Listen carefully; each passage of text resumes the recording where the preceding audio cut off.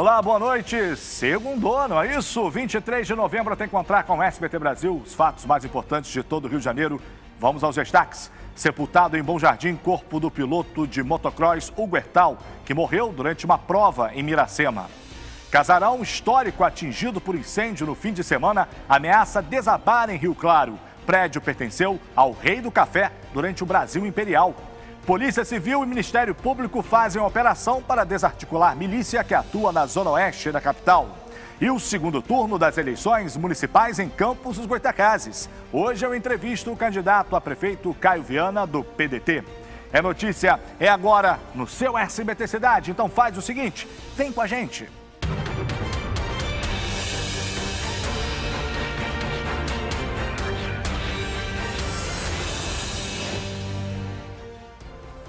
O nosso primeiro assunto é esse aqui. A Polícia Civil e o Ministério Público fizeram hoje uma operação para desarticular uma milícia que atua em Guaratiba, que fica na zona oeste da capital. O grupo é acusado de executar um homem com mais de 40 tiros por causa de uma dívida financeira. Põe no ar. A operação conjunta entre o Ministério Público e a Delegacia de Homicídios da capital cumpriu 3 de 4 mandados de prisão e busca e apreensão. As investigações apontam que 4 milicianos são responsáveis por um assassinato cometido em fevereiro desse ano em Guaratiba, na zona oeste do Rio. Os autores, segundo o MP, são Diego de Albuquerque Forte, que foi preso na zona oeste, e Lincoln Brandão dos Santos, que ainda está foragido. A denúncia aponta ainda para a participação de Maurício Lopes dos Santos, também preso na zona oeste hoje, e José Carlos da Silva, que já estava preso por outro crime. Os autores desse homicídio, com um plano de tomarem aquela atuação como agiotas da região, executaram a vítima. O Lincoln e o Diego foram os autores do homicídio, né? O Maurício teria tido a participação teria dado informações para os executantes de onde a vítima estava, o momento e o local onde ela estava, para que os autores pudessem ter uma informação privilegiada e a executassem. Segundo denúncia do Ministério Público, a vítima assassinada em fevereiro era agiota em Guaratiba e devia dinheiro à milícia. Além disso, os milicianos queriam tomar esse tipo de atuação de Francisco Adriano Tomás, que foi executado com mais de 40 tiros. Os bandidos ainda furtaram pertences do corpo e da casa dele. Um homicídio de uma pessoa que devia dinheiro para eles, é uma pessoa que, a princípio, a notícia de que também faria parte do mundo do ilícito, mas que foi morta por uma dívida que tinha com eles. A DH informou que uma testemunha foi peça-chave nas investigações. A quadrilha será denunciada por homicídio, furto, constituição de milícia privada e coação. Eles são investigados também por outros homicídios, além de outros crimes conexos, e a partir dessas prisões e das apreensões hoje realizadas, certamente irão nos auxiliar nessas e em outras investigações. Olha, eu vou te falar, é aquele grupo de extermínio, né? Os caras, eles mandam nas regiões, eles dominam as regiões, criam taxas absurdas, né? São as milícias do Rio de Janeiro, e aí o morador que não se curva, o empresário que não se curva a eles, é executado, meu amigo. É isso aí que acontece, então tem que combater mesmo, que a polícia siga com as investigações e que a gente continue combatendo essa milícia, esse grupo de paramilitares que vem tomando conta do nosso Rio de Janeiro. Agora é o quê? Intervalo com imagens de onde? Petrópolis, região serrana, Palácio Amarelo. É, meu amigo, olha que coisa linda. É a Câmara de Vereadores da cidade. Eu volto já.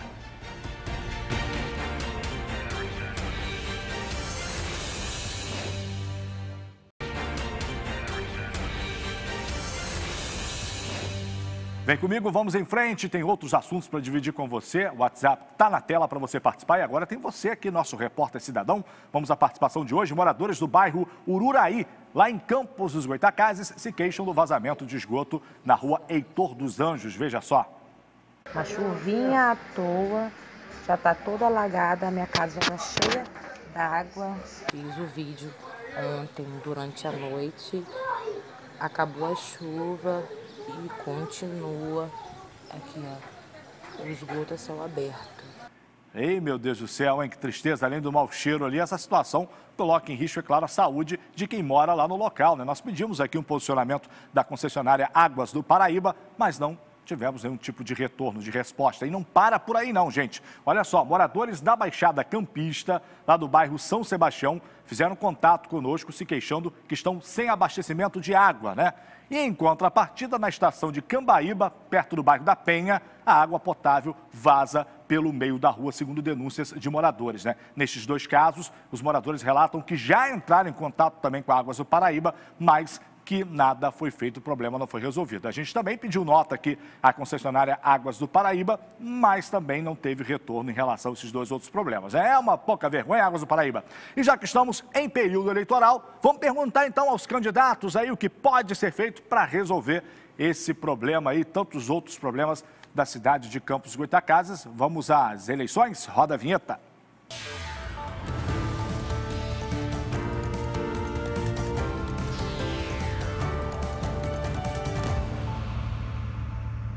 Hoje eu entrevisto o candidato a prefeito de Campos, Caio Viana, do PDT.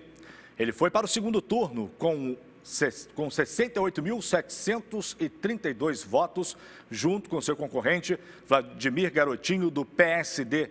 Caio é nascido em Campos, ele tem 32 anos de idade, é empresário, é formado em gestão pública na Universidade Estácio de Sá, já foi candidato a prefeito em 2016 na cidade e candidato a deputado federal nas eleições passadas em 2018. A gente vem para o telão, vamos para lá porque a gente vai conversar com ele de maneira remota.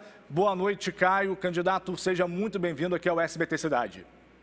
Boa noite, eu que tenho que agradecer a vocês do SBT e a todo eleitor que está nos assistindo agora pela oportunidade da gente conversar mais um pouco, explanar mais sobre as nossas propostas, para que a gente possa reviver a nossa cidade e reconstruir Campos.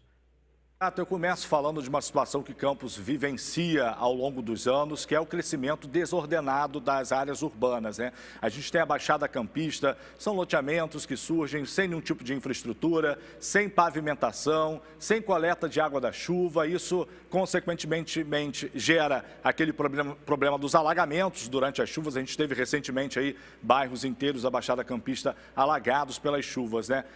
Que tipo de proposta o senhor tem para poder resolver essa questão da infraestrutura urbana, né? Levar saneamento básico para essas áreas, pavimentação, coleta da água da chuva, para a gente não ter esse problema de enchentes que essas regiões de Campos passam sempre?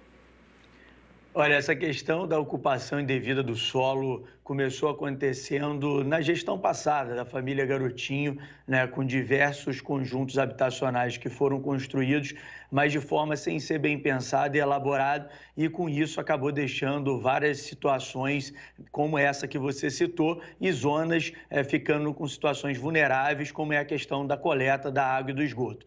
Outra questão importante que a gente precisa avaliar é que é preciso chamar a companhia Águas do Paraíba, que é uma companhia privada que tem uma concessão no nosso município para explorar água e esgoto, né, e precisa repactuar o contrato com essa companhia, para que ela não só faça os investimentos necessários para atender a nossa população, mas para que também reveja as altas taxas cobradas para a nossa população. Campos tem uma das águas e esgoto mais caras do país, né? Essa taxa que chega a ser 100%, em outras cidades a gente vê que é possível estar sendo cobrado 80%, 85%, o que faz com que nesse momento de retração econômica e de crise social aumente ainda mais a dificuldade para o cidadão campista. Então a gente precisa repactuar esse contrato e garantir que essa companhia faça os investimentos necessários que ela tem de contrapartida com o município, né? O que a gente viu ao longo das últimas duas gestões, da atual e da passada, né, foram a Câmara de Vereadores junto com a Prefeitura,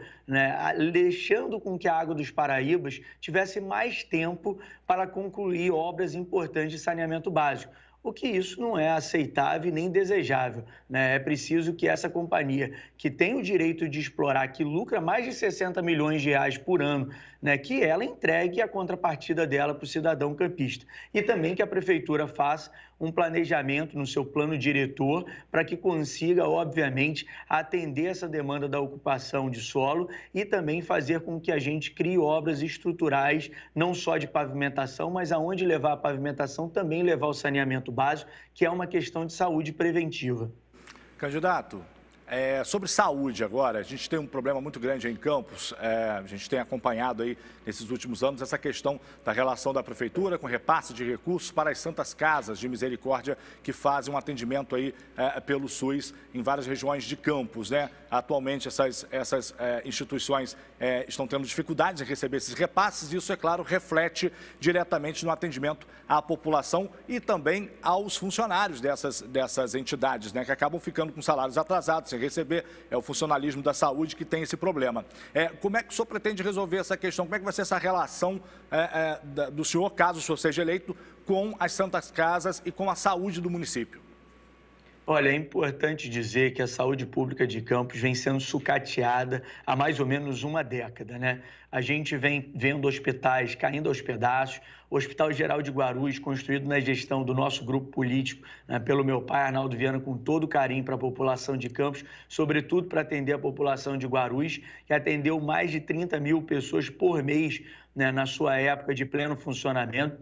Hoje, infelizmente, o que a gente vê é um hospital que chove dentro, né, que não tem os equipamentos todos em funcionamento e que a gente precisa reestruturar não só o Hospital Geral de Guarulhos, mas toda a saúde pública de Campos. Por isso, a nossa prioridade, como vem dizendo durante toda a campanha, é a saúde pública. Nós vamos dar um choque de gestão na saúde do nosso município, vamos reformar completamente o Hospital Geral de Guarulhos, vamos fazer uma reforma no Hospital Ferreira Machado, e vamos garantir que as unidades básicas de saúde, deixadas inacabadas pela gestão da família Garotinho, sejam concluídas e entregue esses equipamentos para a população de Campos, para que a gente possa garantir uma saúde mais eficiente. E vamos trazer de volta o programa Saúde da Família, importantíssimo para levar o atendimento básico e preventivo na casa do cidadão campista e com isso desafogando, né, os hospitais da nossa cidade. Vamos trabalhar para zerar as filas de marcação de consultas, exames e cirurgias, né, que elas hoje são enormes e a nossa população fica desassistida. E tendo isso em consideração, que a saúde será uma prioridade do nosso município, também vai precisar, né, reavaliar a relação que a Prefeitura de Campos vem mantendo com esses hospitais filantrópicos já há algum tempo e que prestam um serviço fundamental para a nossa cidade. Infelizmente, há pouco tempo, eu assisti numa entrevista do nosso adversário, né, o candidato da família Garotinho, ele diz que a mãe dele entregou o governo deixando apenas 2 meses, né, de repasses atrasados com os hospitais contratualizados. Olha, candidato, é triste e lamentável ver você dizer que é apenas 2 meses. Salário não se atrasa, repasse não se atrasa. São vidas das pessoas que estão sendo perdidas por essa incompetência e irresponsabilidade de administrações como a da mãe desse candidato. Por isso, devemos entender que o salário dos servidores como um todo, não só o da saúde pública, tem que ser prioridade. Trabalhou, tem que receber. O mesmo com os hospitais filantrópicos, né? Prestou o serviço, precisa ser feito o repasse de forma adequada para que continue atendendo a nossa população.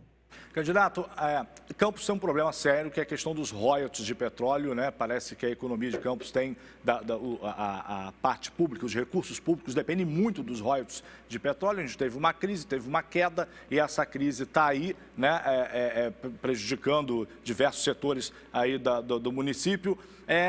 Como fazer para que a Prefeitura de Campos não fique dependente somente dos royalties do petróleo?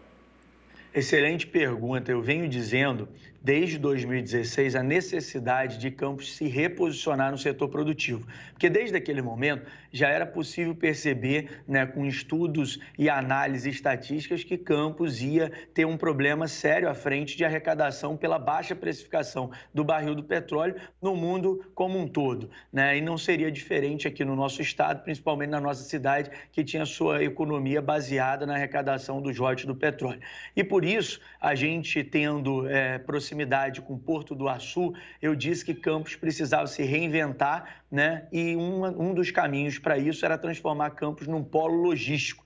aproveitando essa proximidade com o Porto do Açu, um dos maiores empreendimentos do país e, sem dúvida alguma, o maior empreendimento da nossa região, e Campos tendo rodovias cruzando a nossa cidade e tendo como se transformar nesse polo logístico, criando zonas especiais de negócio para atrair indústria, gerar emprego e gerar renda. Na gestão do nosso grupo político, a gente gerou mais de 17 mil empregos em apenas 2 anos, mostrando uma eficiência grande de um outro programa que a gente criou, que foi o Fundecamp, Fundo de Desenvolvimento de Campos, que visava exatamente isso, trazer empresas para a nossa cidade, indústrias para Campos, para que a gente pudesse gerar emprego e renda.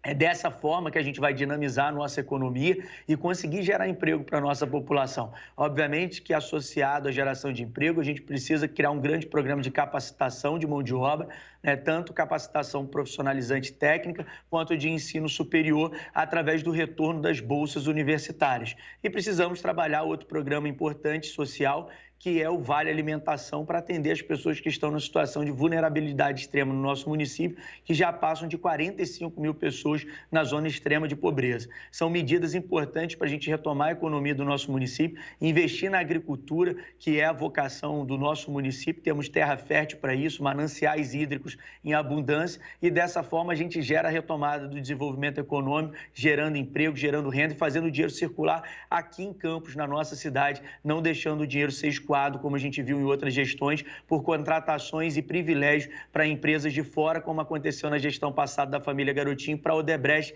que levou mais de R$1 bilhão da nossa cidade para fora na construção das casas populares, sem sequer valorizar a nossa indústria local cerâmica, que é muito forte, que gera muito emprego, mas que não usou nenhum tijolo de Campos para construir essas casas populares.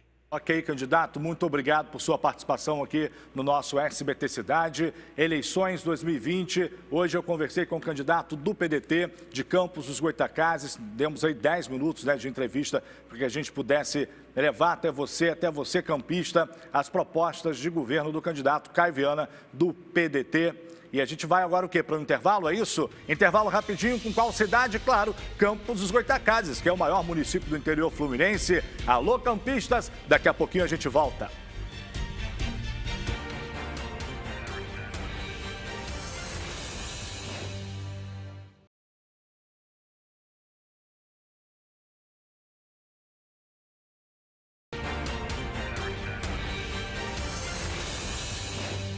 Agora uma boa notícia para quem tem que usar fraldas, então preste atenção. Olha, as fraldas Bem-Estar, elas possuem tecnologia japonesa que proporciona uma qualidade bem superior. As fraldas Bem-Estar, elas possuem núcleo duplo de absorção exatamente onde recebem mais xixi. Só a Bem-Estar tem fechamento ajustável. Com elástico curvilíneo, você abre e fecha a fralda quantas vezes quiser, sem rasgar, permitindo um melhor ajuste, evitando o atrito nas pernas e vazamento. Com a fralda ajustada no corpo, fica mais discreto para ninguém perceber que você está usando fralda. E para complementar a linha Bem-Estar, tem a toalha Bem-Estar, que possui agentes bactericidas que eliminam 99,9% das bactérias e aloe vera. A toalha Bem-Estar proporciona limpeza sem abrir mão, com os cuidados com a sua pele. E atenção aí para essa super oferta em fralda para uso adulto Bem-Estar econômica, pacotão de R$ 35,90 por R$ 29,99, só R$ 29,99. Você encontra essa super oferta na região sul fluminense, em toda a rede Droga Mais, na região dos Lagos, em todas as drogarias Alexandra, aí no telão, ó. E na região serrana, na Amifarma, gente. Fraldas para os adultos Bem-Estar, sinta-se bem com Bem-Estar. E agora outras notícias pelo estado, vamos lá.